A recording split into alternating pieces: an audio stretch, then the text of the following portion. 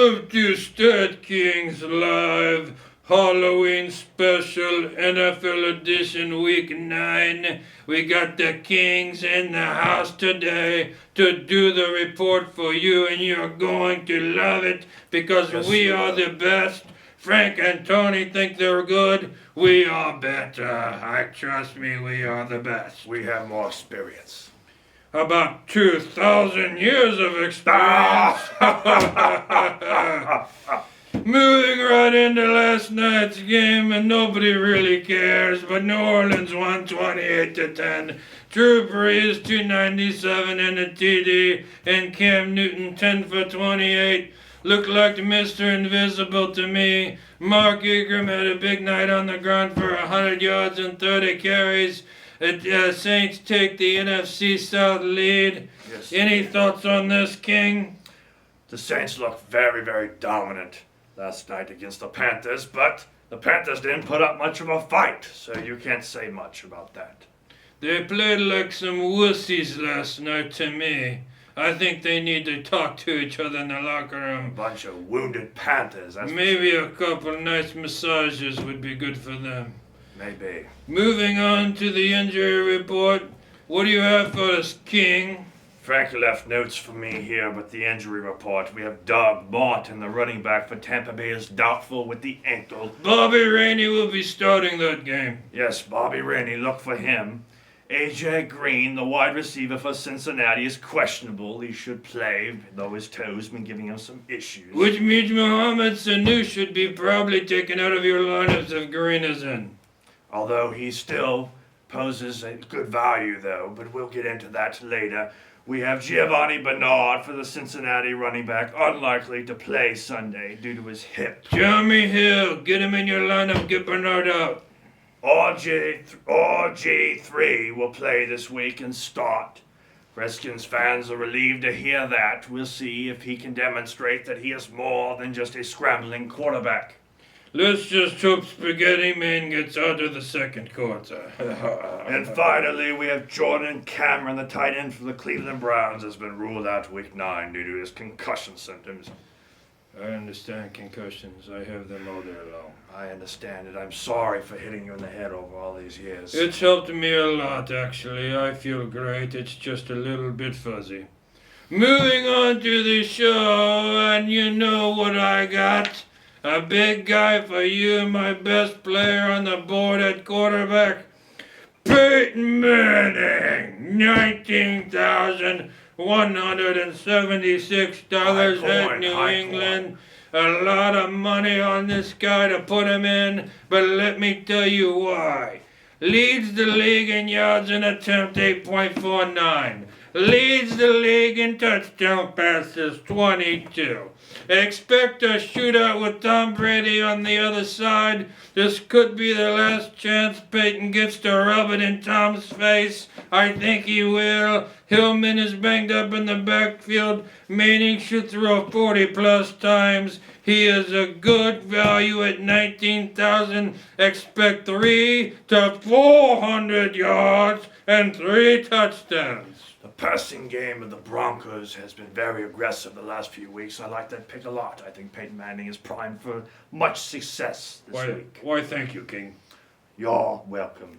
We have Colin Kaepernick is the pick that Frank wrote down here for San Francisco. He's going up against the Rams. He's priced much more favorably at 14.9K. Kaepernick is coming fresh off the bye. He last faced St. Louis this season in Week 6 when the dual-threat quarterback went off for 343 yards, including 37 rushing yards, 3 touchdowns, and almost 30 StatKings.com fantasy points. He's slated to face them again this week, and they have not been good versus opposing signal callers. I look for Colin Kaepernick to be a top 3 performer in quarterbacks this week.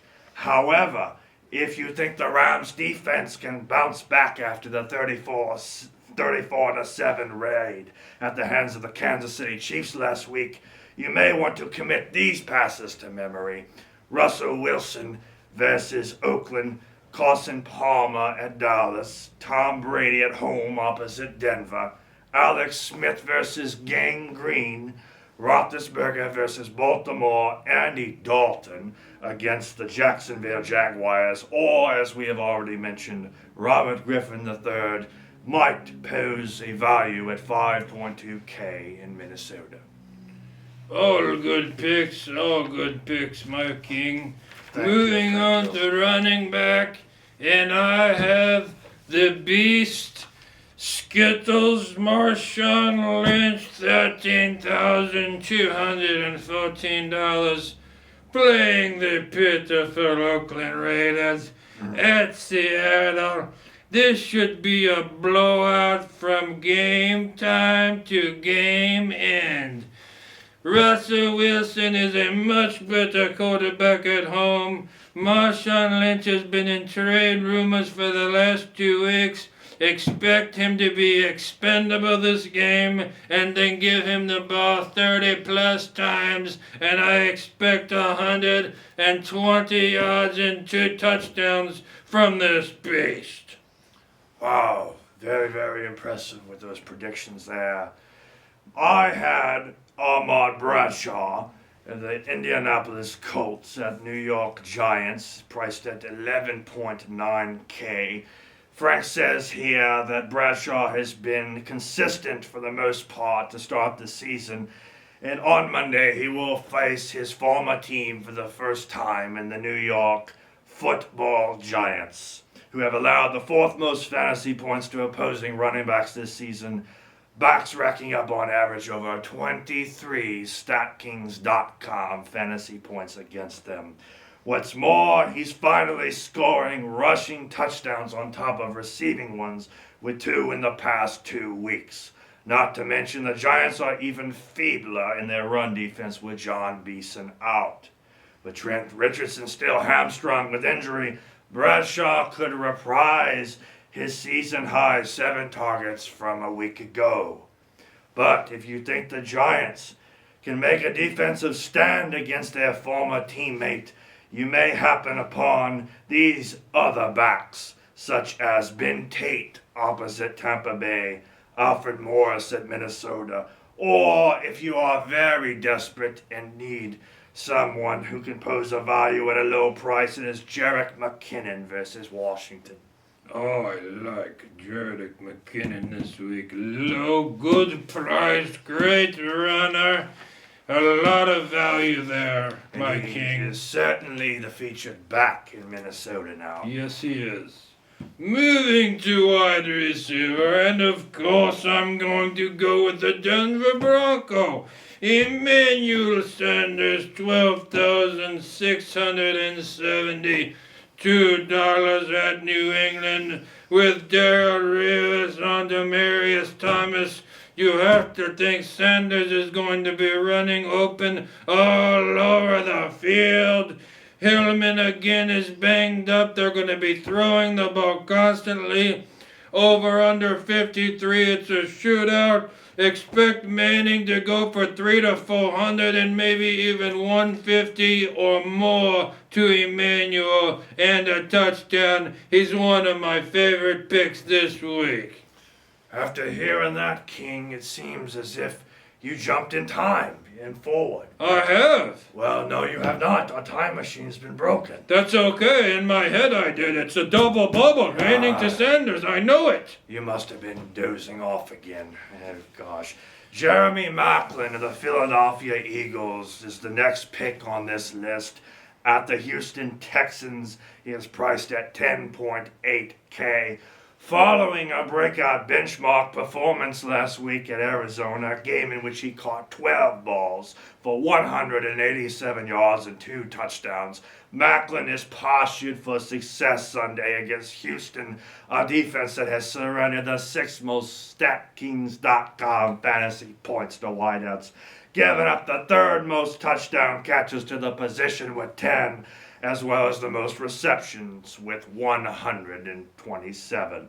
However, if fear of a repeat of his Week 6 dud Only 2.6 StatKings.com fantasy points resides within your instincts. There are a number of other options that may feel safer to you, including T.Y. Hilton at the G-Men's Turf, Mohamed Sanu and A.J. Green versus Jacksonville, the highly priced Antonio Brown, its face value does not deter you, opposite Baltimore, DeAndre Hopkins against Philadelphia, Brandon LaFell versus Denver, or here's a sneaky play, as Frank tells me here, Andrew Hawkins at 7,000 opposite Tampa Bay. All good picks, my king, all good picks. Thank you.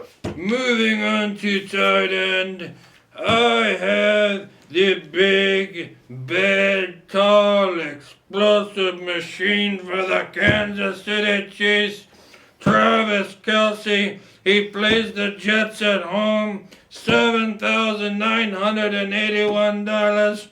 Pro Football Focus has the Jets as the #1 run defense in the league at a 59.9 rating. The second best run defense in the league is the Denver Broncos at 34.9, which means the Jets are blowing away the run. Jamal Charles should have some trouble in this game, which is going to make Alex Smith toss the ball. Every Chiefs receiver stinks, so go for Travis Kelce. He is the man and the new guy in town in Kansas City. Expect 70 to 80 yards and 1 to 2 touchdowns.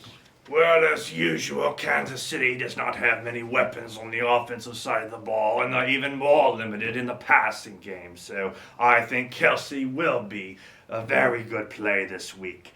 Larry Darnold, I have as my tight end, the New York Giant. He's going up against Indianapolis this week at 7.9K is his price. He's coming off a bye. He has not been as consistent as StatKings users would have liked him to be this year, but he does have a favorable matchup against the Colts on Monday Night Football. So far this season, Indianapolis has given up an average of over 10 StatKings.com fantasy points per game to opposing tight ends.